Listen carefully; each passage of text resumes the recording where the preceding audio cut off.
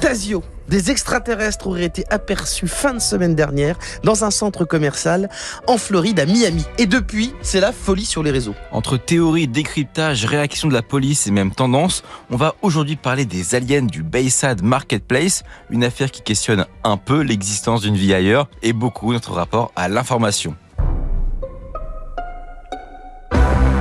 Nous voilà à bord d'un hélicoptère qui survole la ville de Miami durant la nuit du 1er janvier. Au sol se trouve le centre commercial Bayside Marketplace.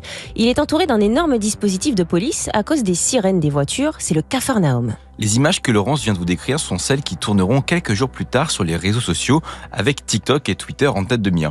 La vidéo diffusée partout est très impressionnante et donne l'impression que quelque chose de très important est en train de se passer, surtout au vu du nombre hallucinant de voitures de police qui se précipitent autour du centre commercial. Mais comme on est sur Internet, les gens commencent à interpréter les images par eux-mêmes, alors une théorie inattendue se propage. Selon les utilisateurs et particulièrement quelques influenceurs spécialisés dans les contenus du genre, tout ceci serait causé par la présence de véritables aliens dans la zone commerciale. Deux arguments viennent étayer ces propos. Le premier consiste en l'analyse de la vidéo prise depuis l'hélicoptère. En effectuant un petit zoom bien pixelisé, on remarque une forme peu commune qui se déplace devant les voitures de police. Elle ressemble à un humanoïde particulièrement grand en comparaison au véhicule qui l'entoure. Enfin, le second argument repose sur de nombreux témoignages de personnes déclarant avoir été présentes sur les lieux de l'apparition de l'alien. Ces dernières décrivent une sorte de créature géante, d'apparence humaine, mais mesurant plusieurs mètres de haut. Énorme! La communauté Internet s'emballe, elle s'amuse de la situation en se mettant à créer de nombreux mèmes. Ouais, on a plein de gens qui se sont mis à publier des images ou des vidéos dans lesquelles on voit des marionnettes d'extraterrestres faire les courses, faire du sport, bref, vivre leur vie en Amérique, quoi. Le but, c'est de rigoler en imaginant un alien qui vit sa vie tranquille à Miami et d'en profiter au passage pour se moquer des potentiels clichés du rythme de vie de ses habitants et plus globalement des Américains. Mais moi, perso, j'avoue qu'avec tout ça, je me demande si ce centre commercial ne va pas finir par devenir en fait un lieu un peu iconique de la culture ufologique, au même titre que la ville de Roswell, par exemple, avec les petits gris, etc. Alors attention, si les gens faisaient du sport avec des gants Venom sur l'épaule, c'était pas des extraterrestres, c'était Emmanuel Macron. Il faisait une vidéo.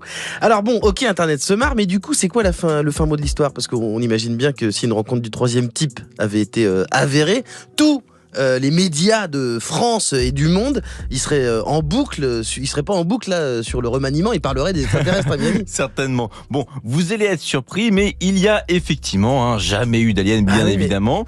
La police de Miami a tout démenti et surtout expliqué ce qui s'était passé. En fait, il y a un groupe de 4 jeunes qui ont fait péter des feux d'artifice dans le centre commercial.